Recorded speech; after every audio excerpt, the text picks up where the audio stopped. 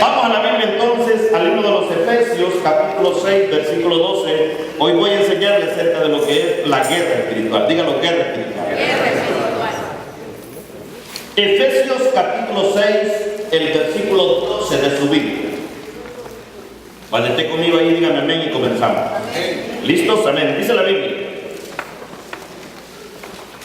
Porque no tenemos lucha, es más, léalo conmigo, que dígalo. Porque no tenemos lucha contra sangre y carne, sino contra principados, contra potestades, contra los gobernadores de las tinieblas de este mundo, contra huestes espirituales de maldad en las regiones celestes. Dios bendiga su palabra.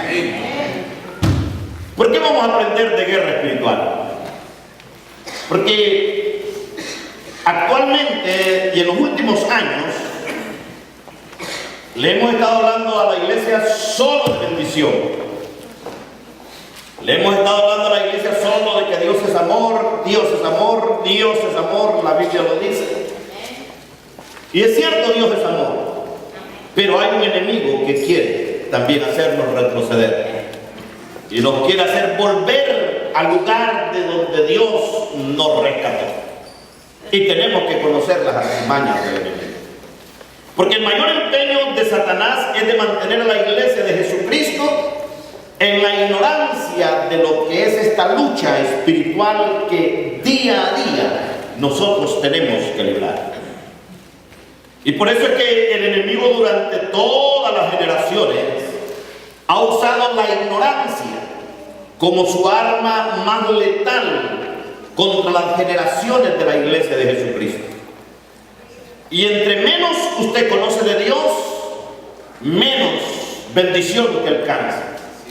Y entre más ustedes conocen del enemigo, más el enemigo golpea su vida. Por eso tenemos que aprender cómo contraatacar las acechanzas del enemigo. Oseas 4:6, si usted va a la Biblia, usted se da cuenta en el capítulo 1, capítulo 2 y capítulo 3 del libro de Oseas, usted va a encontrar ahí la lista de todos los pecados que destruyen naciones, pecados que destruyen iglesias, pecados que destruyen matrimonios, familias, gobiernos. Y cuando el profeta Oseas llega a platicar con Dios en Oseas 4:6, le dice: Dios, ¿y por qué sucede esto? Y Dios le da la respuesta y le dice: mi pueblo perece porque le falta conocimiento. Entonces la palabra nos advierte que vamos a enfrentarnos a tiempos peligrosos. En 2 Timoteo 3:1 dice Pablo a Timoteo, le dice: también debes de saber que en los últimos días vendrán tiempos peligrosos. Dígalo, tiempos peligrosos.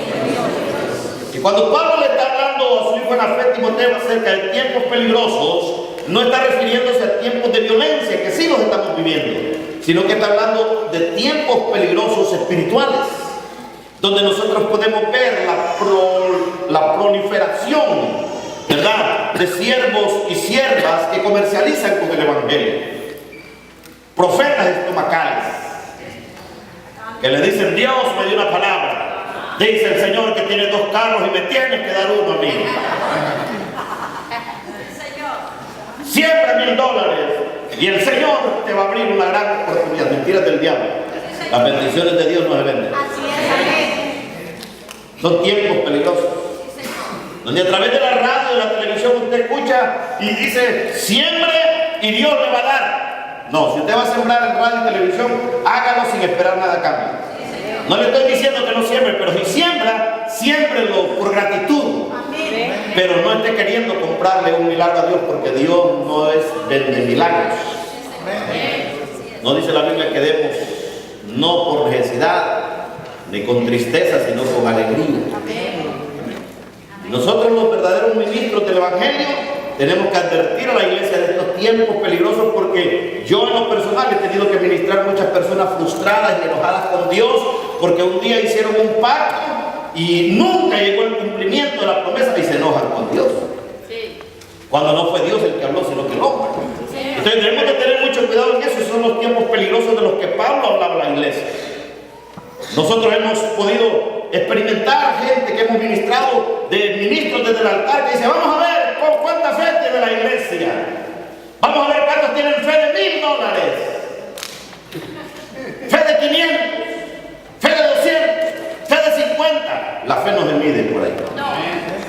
tenga cuidado, usted no se deje engañar. Sí, Señor. Y si usted se deja engañar es porque usted quiere. Sí, Señor. Pero Dios dice que la fe se prueba, dice Pedro, como el joyero prueba el oro. ¿Y cómo se prueba el oro? Con fuego. No, hermano, si fuera por dinero, yo saco mi préstamo para que el Señor me regale un bulto, hermano. Pero dígale al hermano, no funciona así, hermano. Si usted va a sembrar en un ministerio, si usted va a sembrar en un ministerio televisivo, radial, si usted va a sembrar en un ministerio evangelístico, misionero, hágalo por amor. Pero no espere nada de parte de Dios. Dios va a recompensar su generosidad, pero no de la manera como usted piensa. Entonces tenemos que aprender, porque el enemigo nos engaña con todas estas cosas. ¿Por qué? Porque el propósito del enemigo es que nosotros no se enojemos contra Dios. Y debemos de reconocer que la vida cristiana es una guerra. Y entre más pronto nosotros lo reconozcamos y nos preparemos para ella, más pronto vamos a reconocer la victoria. Desde que usted se levanta, desde que usted se duerme, es una batalla espiritual. Dígame usted, si no, si uno de hombre sale y tras que sale uno, se topa con una minifalda. Ay, es una guerra para negarse. Dígame usted si como mujer sale usted y se encuentra el del six pack. Es una batalla todos los días. Proposiciones indecentes, ¿verdad? Vamos y tomemos una cerveza, vamos y droguémonos, vamos y bailemos, vamos y hagamos esto, vamos y hagamos lo otro. Es una batalla de negarse todos los días, porque si no el enemigo nos gana. ¿Cuántos entienden eso? Entonces tenemos que aprender de esto. ¿Y por qué tenemos que aprender de esto? Porque necesitamos nosotros planificar cómo enfrentarnos contra el enemigo. Lucas 14:31 dice la Biblia: o supongamos que un rey está a punto de ir a la guerra, dice, contra otro rey. ¿Acaso no se sienta primero a calcular si con 10,000 hombres puede enfrentarse al que viene contra él con 20,000? Está hablando de que ningún rey fue nunca a la batalla sin un cuidadoso examen de los recursos y sin desarrollar estrategias de batalla. Es decir, nosotros tenemos que desarrollar estrategias de batalla para poder repeler las acechanzas de Satanás, para poder nosotros desvirtuar las maquinaciones del enemigo sobre nuestra vida, sobre nuestra casa, sobre nuestros hijos. La iglesia de hoy desconoce cómo enfrentar esta guerra espiritual. Es más, déjenme decirles, muchos escapan o quieren escapar de esta guerra. Y muchos quieren vivir una vida cristiana ignorando que hay una guerra que librar, pero todos estamos involucrados en esta guerra, díganlo, todos. Y escúchenlo bien, ustedes y yo que somos creyentes, y aún los que no son creyentes están librando una batalla espiritual. Por eso Efesios 6:12 dice que su lucha no es contra el hermano. Su lucha no es contra su suegra, contra su novio, contra su esposo, contra sus hijos, no es contra Obama, no es contra las autoridades de la nación. Nuestra lucha es de carácter espiritual, díganlo, de carácter espiritual. Es contra principados, dice, contra gobernadores, potestades, huestes espirituales de maldad que se mueven en las regiones celestes. Entonces, ¿por qué tenemos que entender esto? Porque hay dos reinos, díganlo, hay dos reinos. El reino natural, díganlo, el natural, y el espiritual. Y es necesario entenderlos para entender esta guerra invisible. Usted y yo existimos en dos mundos: el mundo natural y el mundo espiritual. El mundo natural es el que usted puede ver, el que usted puede tocar, el que usted puede palpar, el que usted puede percibir, ¿verdad? Ese es lo natural. Su trabajo, su casa, su negocio. La nación donde vivimos es parte de nuestro mundo natural. Estamos sujetos a las leyes de esta nación porque vivimos aquí en los Estados Unidos. Si se va a China va a ser sujeto bajo las leyes de China, ¿sí me entienden? Entonces el mundo natural lo compone el lugar donde nosotros vivimos, la nación, la ciudad, la villa en la cual usted vive. Pero hay un mundo en el cual nosotros vivimos también, que es el mundo espiritual, que ese mundo usted no lo puede ver con los ojos naturales, lo tiene que percibir en el espíritu. Pablo nos da la especificación bíblica acerca de lo que es lo natural y lo espiritual. En 1 Corintios 15:40 dice Pablo: hay cuerpos celestiales y hay cuerpos terrenales. Es decir, tu cuerpo es parte del mundo natural, pero nuestra alma y nuestro espíritu es parte del mundo espiritual. Entonces, ¿cómo entender la guerra espiritual? En la guerra espiritual, como es eso, ¿verdad? Espiritual, debe de ser entendida con una mente espiritual. A veces uno dice, yo creo que ese hermano le caigo mal, pero no es el hermano, es el otro que está dentro de él. ¿Cuántos entienden eso? ¿Sí? Por eso cuando yo le prediqué acerca del favor de Dios, le decía que tener el favor de Dios no es caerle bien a la gente. Porque a veces tenemos el favor de Dios y caemos mal. Y hay gente que nos agarra como calilla, ¿verdad? Tal vez usted en su trabajo usted solamente es creyente y todo el mundo le cae encima porque ven algo en usted que choca con ellos, porque cuando encuentran un espiritual, entonces el carnal choca con él, se provoca un conflicto de carácter espiritual. Entonces por eso es que lo espiritual no se puede entender en lo natural, ¿verdad? Entonces nosotros no podemos entender lo espiritual si andamos siempre viendo lo natural. Primera de Corintios 2:14 dice el apóstol Pablo a los Corintios, dice, pero el hombre natural no percibe las cosas que son del Espíritu. Oiga bien, no percibe las cosas que son del Espíritu de Dios, dice, porque para él son locura. ¿Cuántos le han dicho a ustedes, hermanos, de tan loco de por toda la iglesia? ¿Por qué hace esto? ¿Por qué hace lo otro? ¿Por qué lee tanta Biblia? ¿Por qué ora tanto? Porque como ellos son naturales, no pueden percibir lo espiritual. Porque dice Pablo, y no la pueden entender. Por eso que los carnales y los naturales no pueden entender lo que nosotros vivimos en el Espíritu. Porque se han de discernir, dicen, espiritualmente. Por eso, ¿y cómo poder nosotros entender entonces lo espiritual? Dígalo con discernimiento espiritual. Miren, lo más que la iglesia de hoy necesita es discernimiento espiritual para entender y tomar y hacer diferencia entre lo carnal y lo espiritual, entre lo natural y lo espiritual. Necesitamos discernimiento espiritual para entender las cosas del Espíritu. Vaya conmigo a la Biblia y le voy a dar un ejemplo que es un ejemplo maravilloso. En 2 de Reyes 6:17 hay un gran ejemplo de discernimiento natural y espiritual. 2 de Reyes 6:17 dice, y oró Eliseo y dijo, te ruego, Jehová, que abra sus ojos para que vea. Entonces Jehová abrió los ojos del criado y miró, y he aquí que el monte estaba lleno de gente de a caballo y de carros de fuego alrededor de Eliseo. Oiga bien, eran las tropas de Siria que habían rodeado a Eliseo porque lo querían matar.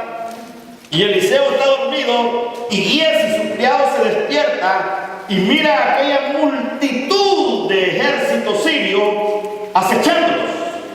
Y lo despierta y le dice, maestro, maestro, profeta, hay un ejército multitudinario acechando nuestra vida.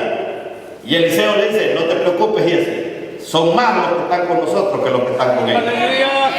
Y Giesi voltea a ver y dice, yo no miro nada. Entonces Eliseo ora y le dice, Dios, abre los ojos de este criado para que pueda ver en el Espíritu. Y dice que por un instante Dios abrió los ojos de Giesi y vio multitud de carros de fuego y caballos que los defendían a ellos. Por eso Eliseo no estaba preocupado. Él estaba tranquilo porque él sabía que aunque el ejército en lo natural sí lo era mayor, el ejército espiritual que lo defendía a él era mucho mayor. No dice la Biblia que mayor es el que está con nosotros que el que no dice la Biblia que el que se levante contra nosotros lo va a hacer sin Dios. No dice la Biblia que va a venir por un camino contra nosotros, pero que por 7 caminos lo vamos a venir. No dice la Biblia que Él está con nosotros todos los días para que el mundo diga que mi Dios es mi guerrero. Él es mi defensa. Mira qué hermoso es, porque aunque era una batalla natural donde las tropas de Siria habían rodeado un pequeño pueblo que se llamaba Dotán, dice que el profeta Eliseo se estaba tranquilito, él descansando, mientras Giesi estaba preocupado porque pensaba que había llegado su hora de morir, ¿verdad? Pero Eliseo sabía, porque Eliseo, aunque él podía ver lo natural, él también podía ver lo espiritual. Gloria a Dios. A veces nosotros nos afligimos por una pequeña prueba, ¿verdad? Amén. O por un pequeño zarandeo, Ajá. ¿verdad? ¿Y de qué se preocupa usted? Mire, si Dios nos abriera los ojos espirituales por una milésima milésima de segundo, usted miraría ángeles alrededor de usted con espadas desenvainadas, defendiendo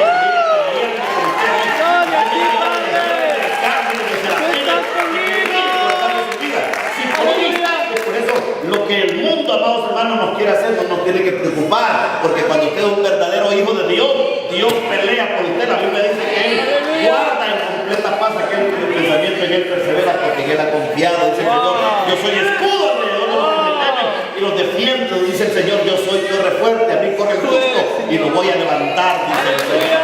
¿Cuántos creen que Dios todavía? Tenemos que aprender. El ejército espiritual era mayor que el ejército civil. Y mire que la historia de esta batalla en Dotán es similar a la condición espiritual de la iglesia actual. Hay mucha iglesia llorando por las consecuencias, por las situaciones que está viviendo. Santo. Por la prueba que está pasando. Santo. Por el desierto en el que Dios le ha metido muchas veces. Porque el Señor dice, llevaré a mi pueblo al desierto y ahí probaré su corazón. Sí, porque Dios no nos pruebe la abundancia. ¿Cuándo esperamos más nosotros?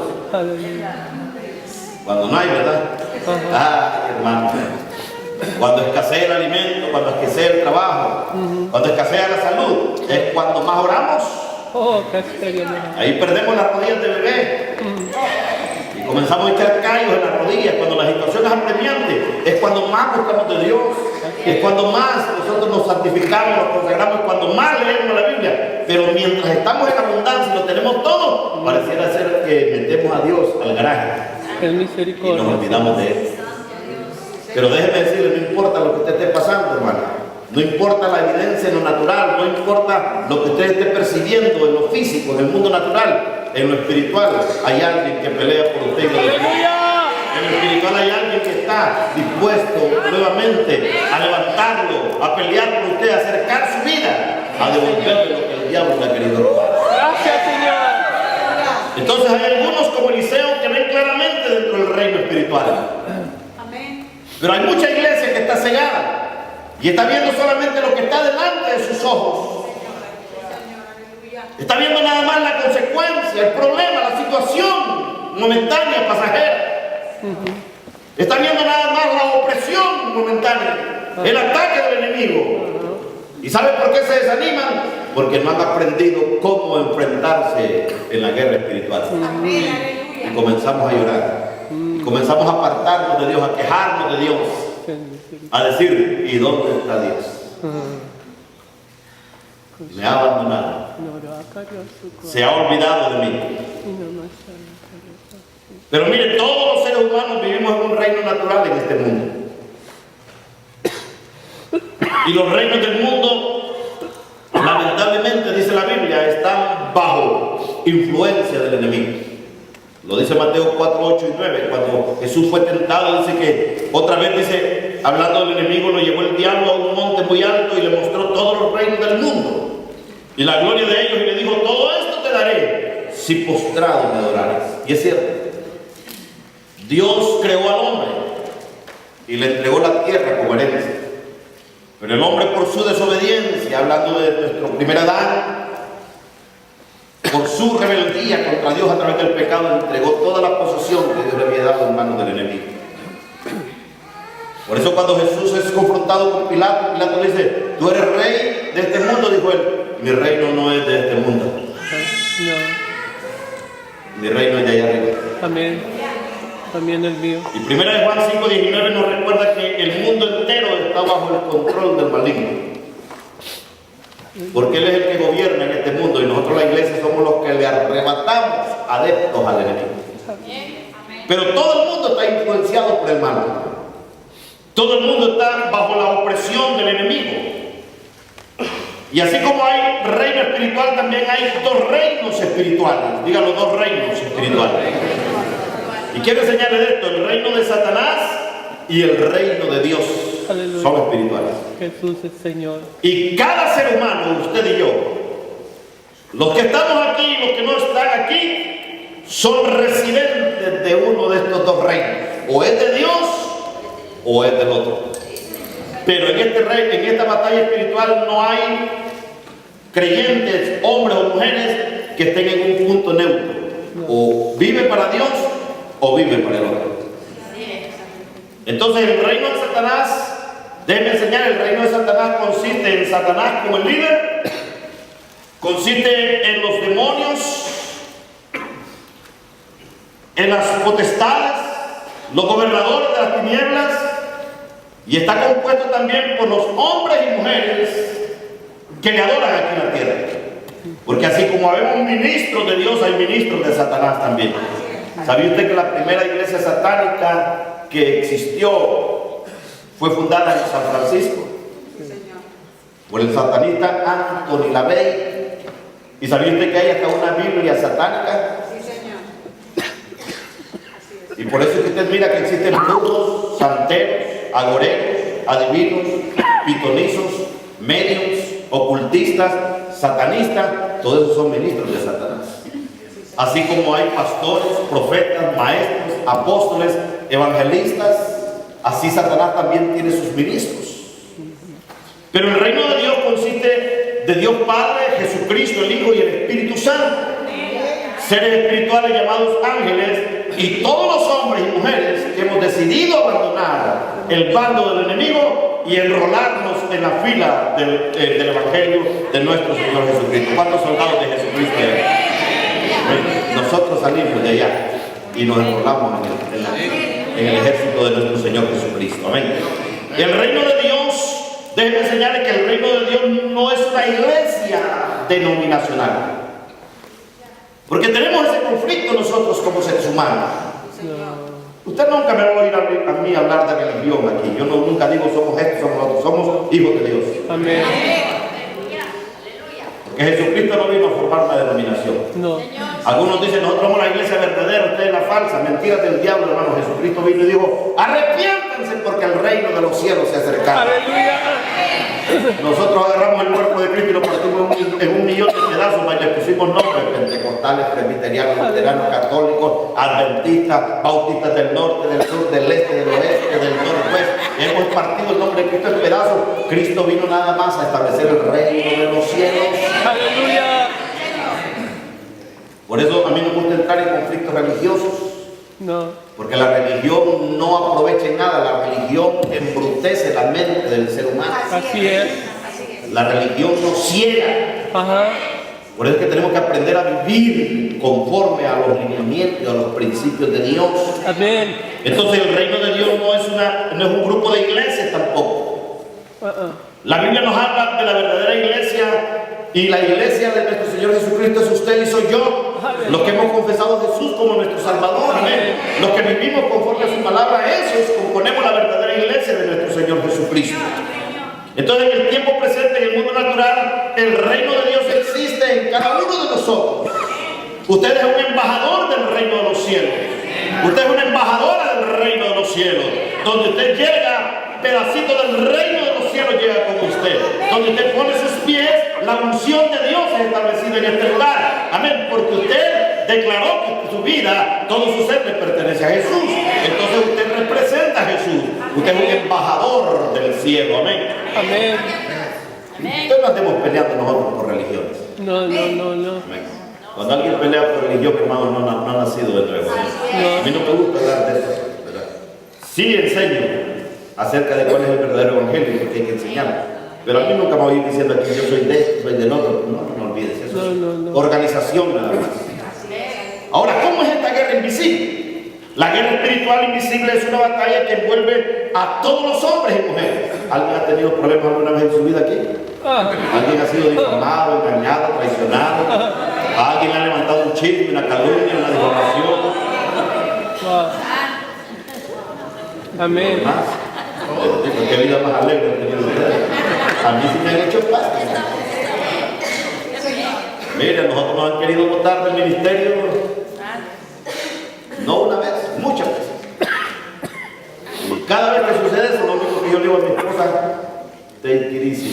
El Señor pelea por nosotros. ¿Sabe lo que hacemos? Vamos al altar de Dios a decirle: papi, por ahí hay unos que nos están queriendo molestar, así que por ahí te los dejamos, porque nosotros tenemos muchas cosas que hacer. Y al correr del tiempo, nosotros nos vemos cómo Dios ha tratado con ellos. Señor, mía es la batalla, no dice. Además no es con fuerza, dice el Señor, sino con mi Santo Espíritu. Entonces aprenda usted, no se ponga a pelear ahí con la suegra, hija del diablo, no traiciones. No se ponga a pelear con su esposo, hijo del diablo, no. Métalos en oración en el nombre de Jesús, dígale, Señor, mira, este hombre, mira esta mujer, me está queriendo porque ya la vida cambia. Arranca todo espíritu satánico. Mire, yo recuerdo hace unos años atrás, confronté dos hermanitas, ¿verdad? Y me gusta hablar de esto porque yo tenía un concepto bien lindo de las hermanas, ¿verdad? Yo decía, las hermanas tienen que estar en el cielo ya, son un alma de Dios. Y surgió un problema entre sus hijos y pues yo las encerré en un lugar a confrontarlas para arreglar eso, porque la Biblia dice que no tenemos que tener contienda entre hermanos. Mire, hermano, cuando esas mujeres empezaron a hablar, yo dije, Dios mío, aquí era como que yo no les conocí ese lado. Hermanos, si no se dijeron malas palabras porque ahí estaba yo. Pero yo me empecé a cubrir con la sangre de Jesús.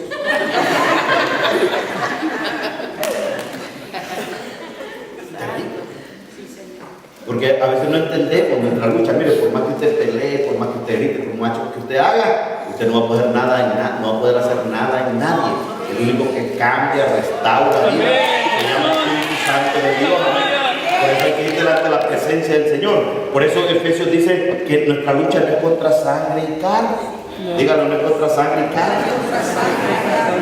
Dice contra principados, potestades, gobernadores de las tinieblas de este siglo. Dice contra huestes espirituales de maldad que se mueven en las regiones celestes. Entonces no es una batalla natural entre la sangre y la carne, no es una batalla del hombre contra el hombre. No, es una batalla invisible. Amén. Es un conflicto invisible en el mundo espiritual. ¿Cuántos entienden? En el mundo espiritual. Entonces es una batalla dentro y alrededor de nosotros. ¿Sí? Dígame usted si no, a veces uno sale de la casa bien orando, ¿verdad? Bien lleno de la presencia del Señor, ¿verdad? Alabando, adorando a Dios. Llega a su trabajo y lo primero que encuentra es un endemoniado. Sí, Señor. Una secretaria endemoniada, un secretario endemoniado, un jefe endemoniado. Y usted va lleno de gozo y le sale ahí queriéndole robar su gozo. Ah, y si usted no es espiritual, el enemigo lo engaña. Sí, Señor. Gracias, Señor, por tu... ¿Cuántos entienden de lo que les estoy hablando? Entonces no es una guerra visible porque los espíritus están involucrados y los espíritus no se ven. Dígalo, no se ven. Lucas 24:39, mire cómo dice la Biblia. Cuando Jesús se presenta a los discípulos dicen que es un fantasma. Y Jesús dice, mirad mis manos y mis pies, que yo mismo soy. Palpad, ver, porque un espíritu, dice, no tiene carne ni huesos, como veis que yo tengo. Nos está enseñando la Biblia que los espíritus no se ven ni se pueden tocar. Entonces la batalla espiritual es una batalla espiritual. La guerra espiritual es multidimensional, lo cual significa que es librada en diferentes dimensiones.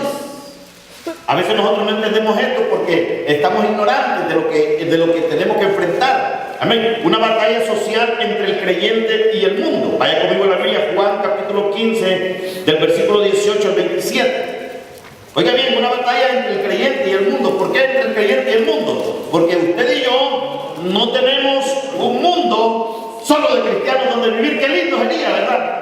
Que usted llegara a la empresa y le dijera, ¿usted es cristiano? Sí. Ah, gloria a Dios, porque aquí los 1500 empleados que hay aquí, todos son cristianos pentecostales. No, qué lindo sería, ¿verdad? No, hermano, usted se va a meter, dice el Señor, por eso les envío como ovejas en medio de lobos. ¿Y por qué el Señor lo manda ahí? Para que usted haga diferencia.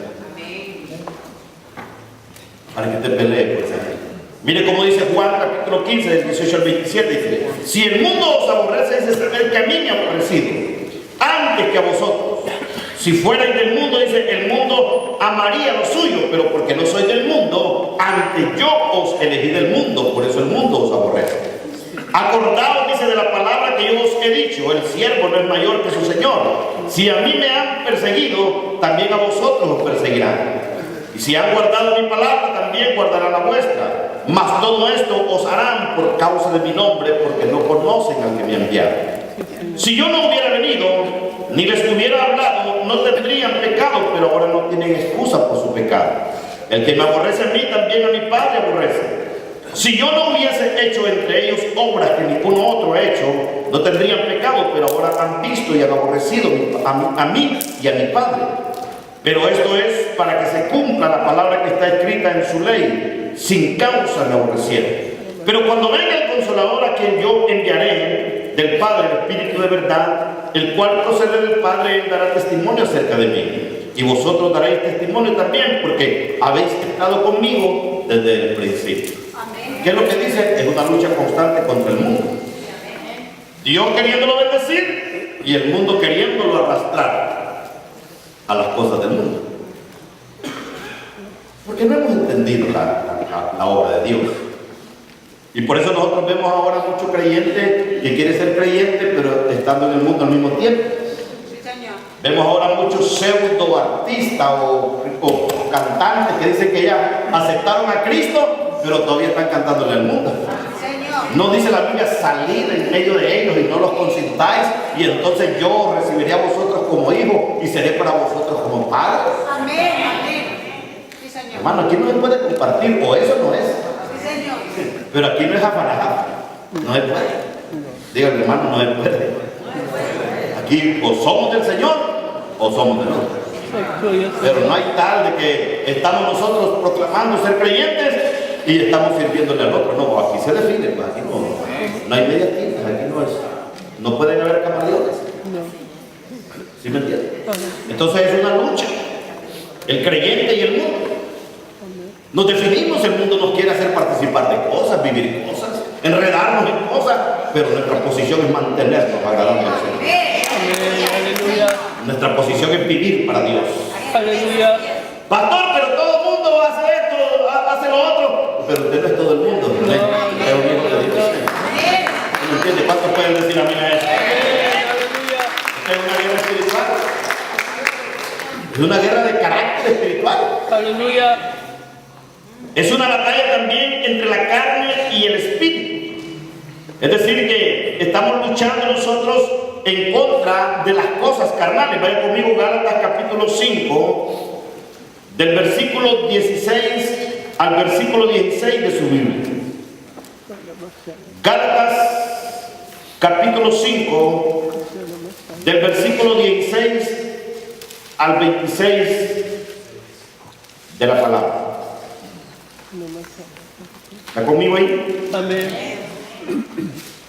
Amén. Dice la Biblia: digo pues, andad en el espíritu y no satisfazcáis los deseos de la carne.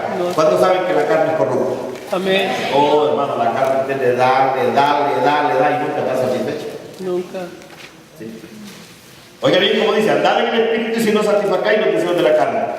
Porque el deseo de la carne, dice, es contra el espíritu. Y el del espíritu es contra la carne. Y estos se oponen entre sí para que no hagáis ¿qué? Lo que queréis. ¿Cuántos han hecho cosas en la carne y después se sienten así como culpables? Nos sentimos así como sucios, despreciables. ¿Sabe por qué? Porque hay un Espíritu Santo dentro de usted que lo quiere guardar. Entonces dice que Dios ha puesto las obras de la carne y las del Espíritu a chocar para que nosotros no hagamos lo que queremos. Pero vamos más adelante. Dice: pero si sois guiados por el Espíritu, dice, no estáis bajo la ley. Y manifiestas son las obras de la carne. Oiga bien, dice, que son adulterio, fornicación, inmundicia, lascivia, idolatría, hechicería, enemistades, pleitos, celos, iras, contiendas, disensiones, herejías, envidias, homicidios, borracheras, orgías y cosas semejantes a estas, acerca de las cuales os amonesto, como ya os lo he dicho antes, que los que practican tales cosas, ¿no? ¿Qué dice? No heredarán el reino de Dios. Ahora mira la diferencia. Más el fruto del Espíritu, dígalo, el fruto. espíritu, dice, es amor, gozo, paz, paciencia, benignidad, bondad, fe, mansedumbre, templanza. Dice, contra tales cosas no hay ley. Pero los que son de Cristo han crucificado la carne. ¿Cuántos son de Cristo acá? Dice, pero los que son de Cristo han crucificado la carne, dice, con sus pasiones y deseos. Si vivimos por el Espíritu, andemos también por el Espíritu. Amén. No nos hagamos vanagloriosos, irritándonos unos a otros, envidiándonos unos a otros. ¿Cuántos son espirituales? Bueno, ahí dice, el que es espiritual, la evidencia es el fruto del Espíritu. Pero el que es carnal, la evidencia son los frutos de la carne. Mire que de la carne son los frutos, pero el Espíritu solamente es el fruto. ¿Por qué? Porque es amor, gozo, paz, benignidad. Es decir, usted no puede decir que es benigno y no tiene paz. Amén. No puede decir que tiene paz y no tiene amor. Amén. Entonces es un solo fruto. Entonces cuando nosotros vemos esto, lo que nos está enseñando la Biblia es que usted y yo ya no somos guiados por la corriente de este mundo, sino que hay un Espíritu Santo que nos quiere guiar hacia toda verdad y hacia toda justicia. Amén. Es un Espíritu Santo que no lo va a guiar a usted por el lugar donde está la muerte, donde está el pecado, donde está el dolor. Es un Espíritu Santo que lo quiere ver a usted bien, que lo quiere ver bendecido, que lo quiere ver fortalecido. Es un Espíritu Santo que no lo va a engañar, que no le va a mentir, que no va a hacerlo hacer nada que desagrade a Dios. Es un Espíritu Santo que conoce el corazón de Dios. Amén. Por eso vale la pena dejarnos guiar por el Espíritu Santo de Dios. También es una batalla sobrenatural entre el creyente y los poderes sobrenaturales malignos. Por eso es que dice que no es contra carne y sangre, sino contra principados, contra fuerzas de maldad. Amén. Y toda persona viva está comprometida con esta guerra. Se dé cuenta o no, no hay campo neutro. No. Por ejemplo, usted encuentra gente que no conoce al Señor y preguntan, no, el diablo me ha agarrado como de feria. Bien sabe. No. Bien sabe. No, ahorita estoy diciendo nada. En una persecución, todo el mundo sabe. Todo el mundo sabe. Y algunos cristianos piensan que ignorar esta guerra es mejor. Y están equivocados, amén, porque la guerra nuestra, hasta el día que el Señor venga o hasta el día que el Señor no lo levante, sigue todos los días. No puede escaparse. No puede desertar. De esta guerra usted no puede desertar. Porque si deserta de Dios, lo agarra el otro. Y yo prefiero mejor que me agarre el Señor y no el otro. ¿Cuándo dice? Si usted se sale de los lineamientos del Señor, el otro está esperando.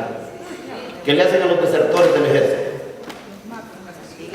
Los persiguen hasta meterlos a la casa por gallinas. Mi pastor decía, mira Manuel, me dijo una vez, de la única forma que se puede escapar de este ejército es muerto. Pero aquí no hay escape. Aquí tienes que permanecer. Entonces, ¿dónde se desarrolla la batalla? La guerra invisible está siendo librada en la tierra. Amén. Juan 10:10 dice, el ladrón no viene sino a matar, a hurtar y a destruir. Oiga bien, matar, hurtar y destruir. Mas yo he venido, dice Jesús, para que tengan vida y para que la tengan en abundancia. Oiga bien. O sea que al final, la vida o lo que vivimos nosotros es nuestra decisión. El Señor lo especifica y dice, el diablo ha venido a matar, a hurtar y a destruir. A matar tus sueños. A destruir tu casa, tu familia, tus hijos. No. Él ha venido a hurtar los propósitos de Dios en tu vida. Mas yo, dice Jesús, yo he venido para que tengan vida y para que la tengan en abundancia. Pero para tener esa vida en abundancia hay que estar del lado de Dios. Aleluya. Amén. Entonces, cuando la Biblia nos enseña esto, 1 Juan 3:8 también dice, para esto apareció Jesús, para deshacer las obras de Satanás. ¿Quién las deshace? Dice Jesús. Entonces yo no tengo que preocuparme por lo que el diablo me quiera hacer. No. Cuando nosotros llegamos allá hace 8 años a Washington, a las 3 semanas me dijo una hermana, pastor, casi llorando, ¿qué pasó, hermanita?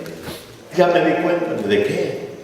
Los brujos de la ciudad tienen una foto suya, me dijo, de A ver qué foto más fea tiene mía, digo, con la boca abierta. Entonces me hubieran pedido una, les hubiera dado una bien bonita, forzada. Porque sabía usted que los brujos lo primero que hacen es eso. Un día yo le voy a enseñar, después de que hablemos del Espíritu Santo, le voy a enseñar acerca de lo que es guerra espiritual. Pero ellos oran para que la gente se duerma en las iglesias. Sí, Señor. Sí. Es que cuando alguien está dormido, no diga, pobrecito, está cansado. No, eso se llama espíritu y sueño. Si no hay nadie dormido, se va. Aleluya. Gloria. ¿Por qué? Porque el diablo no quiere que el reino de los cielos avance. Avanzamos. Y ellos tienen sus estrategias para levantarse en contra de la iglesia de nuestro Señor Jesucristo. Por eso es que te va a ver la gente pasiva, indiferente. Otra vez me llegó un hermano y me dijo, pastor, Dios me ha bendecido. Ah, cuéntame, el Señor me dio un trabajo de todos los días, de lunes a lunes, entrando a las 4 de la tarde y saliendo a las 5 de la mañana de devociones de Dios. ¿Por qué, pastor? ¿En qué tiempo te vas a congregar? ¿En qué tiempo vas a orar? Sí, ¿verdad? Es que a veces el diablo nos engaña. Y nosotros, qué bendición, dice, qué bendición. Y lo primero que hace es apartarse del Señor, ya no tiene tiempo para congregarse. En 3 meses, hermano, les voy a anda todo endemoniado. Y no entendemos. ¿Sabe por qué no entendemos? Porque no hemos aprendido a pelear por la bendición. Cuando usted ora a Dios y le dice, Dios, mira, quiero un trabajo, un buen trabajo, de $30 la hora. 6 horas al día, de lunes a viernes, porque quiero congregarme, Señor, quiero servirte, quiero predicar la palabra, quiero hacer obra, el Señor se lo da. Amén. Pero tenemos que pelearlo, Sí. pero no sabemos.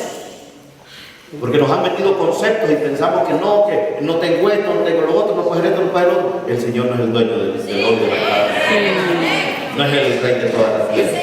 ¿Qué no puede hacer el Señor? ¿Qué hace usted cuando su hijo le pide algo y su hijo llora porque usted lo da? Usted va y se rebusca donde sea para darse. No dice la Biblia que nosotros siendo malos damos buenas cosas a nuestros hijos. Sí. ¿Cómo no le va al Señor? Si Dios fue capaz de darle a Jesucristo, dice, ¿cómo no dará con él todas las cosas? Gracias, Señor. Entonces tenemos que aprender, iglesia, porque una de las más efectivas estrategias de Satanás es mantener a los creyentes ignorantes de sus engaños. Pablo dice que es importante conocer las estrategias de Satanás. Y a veces no se habla de Satanás porque tenemos miedo. Pero el enemigo existe, el mal existe. Y si no, des una vueltecita por las calles ahí de Banay, ¿verdad? Y va a ver, se lee la mano, se hace sucias, que digo limpias, ¿verdad? Se le tiran las cartas del tarot, exclusivamente con permiso del gobierno para trabajar. Existe, el mal existe. Y hay varios incautos, deme el número de la lotería. Y usted, oh, sí, salí de pobre. Mentiras del diablo, ¿por qué no se quedan ellos con el número? Para que lo hagan. O a otro, usted no va, pero que no hagan a otro. Ah, por ahí vamos nosotros para que le lean la mano, el pie, la cabeza, el palo, la planta del pie, que le lean los labios, la nariz, porque hoy todo lo lee. Lea la Biblia. Y la Biblia lo saca de la ignorancia. Amén. Amén. Y andamos queriendo, ¿verdad? Y van y le pasan el huevo, ¿verdad? De la carnora, hace su huevito ranchero. Que le pasan el huevo y la ignorancia de la gente, porque toda la gente quiere conocer qué va a pasar mañana. La gente quiere conocer del futuro. ¿Sabe? Yo no soy brujo ni soy santero, pero yo le digo, si usted está con Cristo, mañana va a ser de bendición. Amén. Y si usted no está con Cristo, ay, hermano, prepare porque el otro está listo para perder. Aleluya. Y no soy yo. Soy un ministro del Evangelio. Pero la gente está inclinada a lo oculto. Sí, Señor. Entonces debemos de aprender que todo lo que podamos sobre las estrategias de Satanás, porque miren como dice 2 Corintios 2:11, dice, para que Satanás no gane ventaja alguna sobre nosotros, pues no ignoramos sus maquinaciones. Oiga bien, recuerdo hace tiempo que estaba asociado a una iglesia y le dije al pastor, le dije, pastor, aquí hay 3 brujas dentro de la iglesia, porque sabe usted que llegan brujos a la iglesia, ¿no? Y le digo, permítame subir y reprenderlas aquí en el nombre de Jesús, ya sé quiénes son. Y me dijo, no, aquí no se hace eso. Aquí no se trabaja así. ¿Sí? A las iglesias llegan brujos. Llega gente a querer cargar el ambiente. ¿Sí? Llegan santeros. Sí, Señor. Por eso reprendemos todo espíritu que no honre a Dios en este lugar. Que nosotros no entendemos eso, pensamos que el diablo está allá, ¿verdad? Queriéndonos hacer caritas de limón, no, hermano. Él no descansa.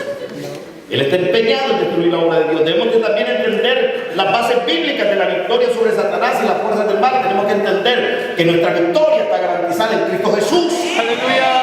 Por eso yo siempre le enseño que a un verdadero cristiano, dígalo, verdadero cristiano, el diablo no lo puede tocar. ¡Jamás! No. Jamás. Ay, hermano, creo que me metieron un sapo. ¿Qué ha andado usted? Porque un verdadero cristiano, el diablo no lo puede ni tocar ni ver. Mírese. Ya puede venir el mismo brujo mayor, ¿verdad? O quien sea, el verdadero cristiano no tiene temor. El diablo no le puede acercar. Pero a mí no me asusta que digan, mire que tienen una foto suya. Ay, hermano, yo me río de eso. Gloria. Me enojo más bien porque a ver qué foto más fea tendrán, ¿verdad? Y tengo bonita foto.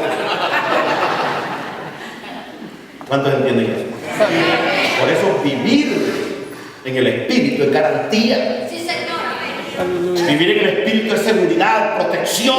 Sí, Señor. Vivir en el Espíritu es confianza. Amén. Usted no tiene temor, ¿verdad? Porque hay gente que no pasa ni debajo de una escalera y mira un gato negro y ya está todo sugestionado. No, hermano, yo me los agarro gatos negros y me sugestiono con ellos. Y me paso por debajo de la escalera y corro en patineta y no tengo temor. Amén. Porque estamos llenos de supersticiones, estamos peleando en contra de cosas que nos enseñaron nuestros abuelos, amén. No, la guerra espiritual es de carácter espiritual, amén. Debemos de reconocer que todas las batallas de la vida, sean físicas, espirituales, emocionales, mentales, financieras, son solamente manifestaciones de lo espiritual. ¿Cuándo enferma usted su cuerpo? Cuando empieza a comer fuera de hora. Vaya a Levítico y el Levítico le enseña cómo comer para que no enferme. Sí, hasta eso nos enseña el Señor. ¿Cuándo sus finanzas se enferman? Cuando nos alejamos de Dios. Cuando nos quedamos con lo que es de Dios. Es que para todo hay principio. Cuando su matrimonio comienza a padecer, cuando usted lo comienza a manejar como usted quiere, no como la Biblia manda. ¿Cuántos entienden eso? Sí. Entonces, es garantía, por eso estar en vivir en el Espíritu. El mejor ejemplo es está en Job capítulo 1, versículo 2. No lo voy a leer porque son 2 capítulos, pero dice que Satanás llega a presentarse delante de Dios y le dice, ¿de dónde vienes, Satanás?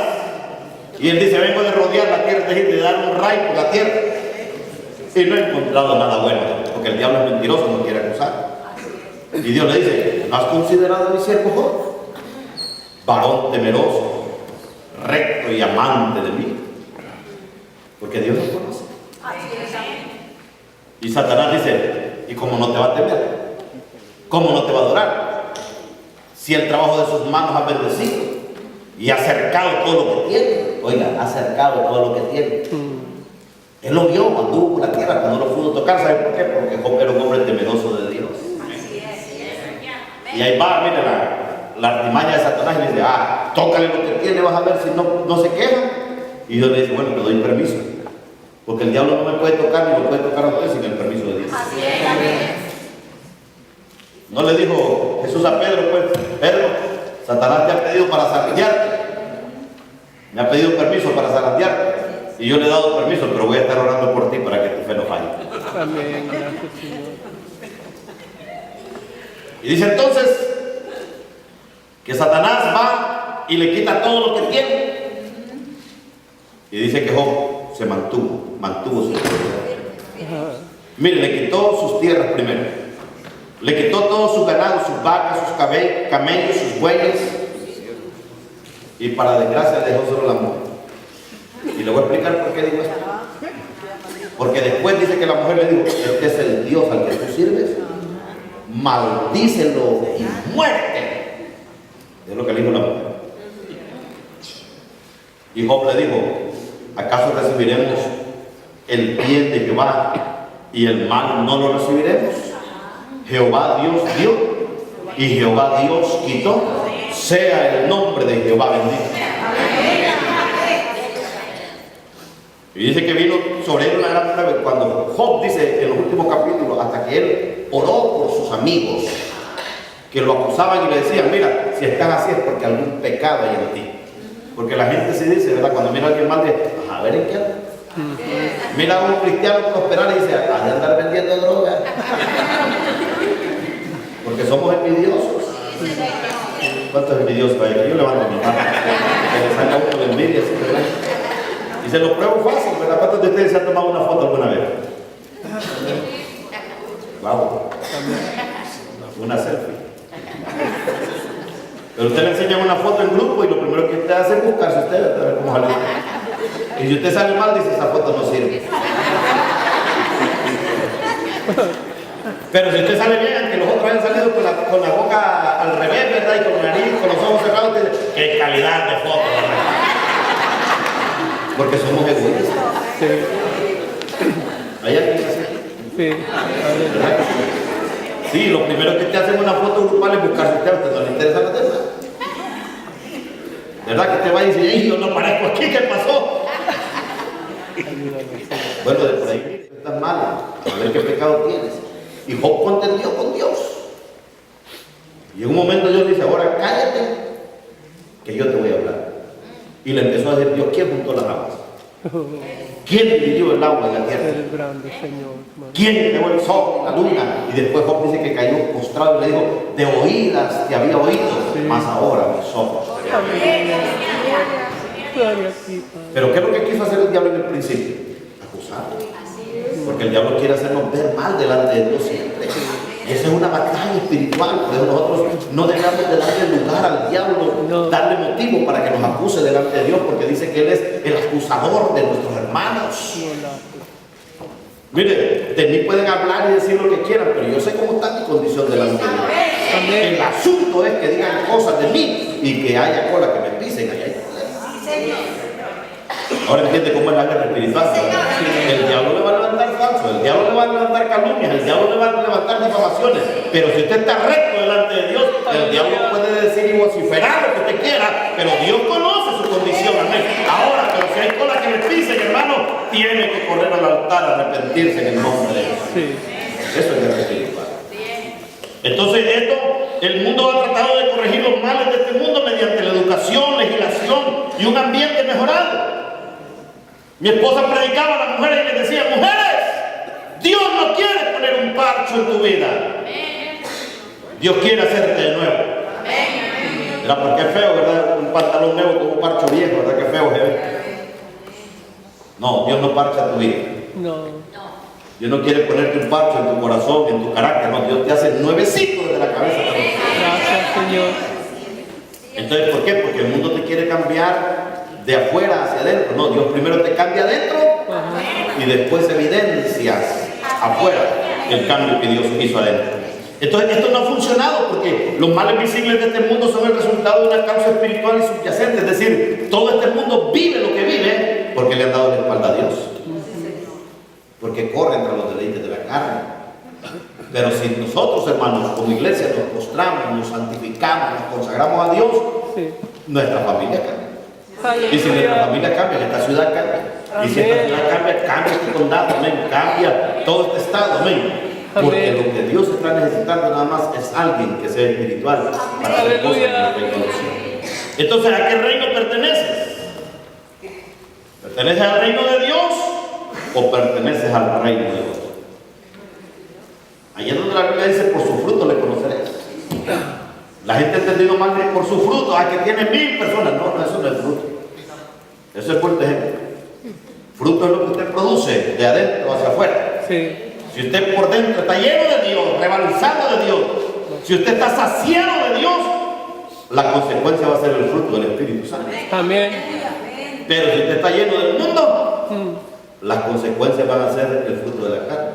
Y ahí dice adulterio, fornicación, chisme, mentira, hechicería, idolatría, pleitos, contiendas, envidia, disensiones, ¿verdad? Esas son las obras de la carne, porque la carnita no produce nada bueno. Todo lo que la carnita produce es el problema. Por eso es que necesitamos ser espirituales. Amén. Entonces, ¿cómo en la batalla espiritual, cómo tenemos la victoria? La victoria ya la tenemos. Sí, gracias. Porque la Biblia dice que Jesús nos dio la victoria en la cruz del Calvario. Gracias, Señor. Al diablo usted no lo tiene que vencer, ya está vencido. Ya está. La Biblia dice que Jesús lo exhibió públicamente en la cruz. Ajá. Dice que anuló el acta de los decretos que nos era contrario. Es decir, Cristo ya me dio la victoria. Dígalo, ya me dio la victoria. Ya me dio la Lo único que yo tengo que hacer es permanecer en esa victoria, pidiendo espiritualmente. Amén. Pero cuando usted se sale de vivir espiritualmente y pasa a vivir carnalmente, entonces la victoria ha empezado a declinar en su vida. Porque el enemigo entonces comienza a maltratar. El enemigo lo comienza a manipular. Entonces el diablo no nos puede poseer, porque desde el momento que usted confesó a Cristo en su corazón, todo su ser pasa a ser propiedad de Cristo. Amén. Pero sí nos puede influenciar, nos puede oprimir, Por falta de conocimiento. nos puede oprimir. Entonces, ¿cómo el diablo trabaja en usted o trabaja en mí? En lo que usted le permite. Ajá. Amén. Pero si usted no le permite nada, él no puede hacer nada. No. Si usted anda en la voluntad de Dios, si usted anda siendo espiritual, el diablo no tiene ningún derecho. Amén. Porque el diablo vuelve. Él dice, volveré. ¿Sí? Volveré del lugar donde salí. Dice, ¿cuál salí si lo echaron? Amén. Y dice que cuando llega y encuentra la casa vacía, ordenada y adornada, dice, va y trae a 7 más, peores que él, y viene y habita en la casa. Y entonces la condición postrera, dice, viene a ser peor que la primera. ¿Por qué? Dice, porque encontró la casa vacía. ¿Sabe por qué? Porque el día que usted se convirtió a Cristo, usted no fue creado para estar vacío, usted fue creado para estar lleno de la presencia. Pero ese es otro mensaje. Entonces tenemos que llenarnos de la presencia de Dios. Sí, Señor.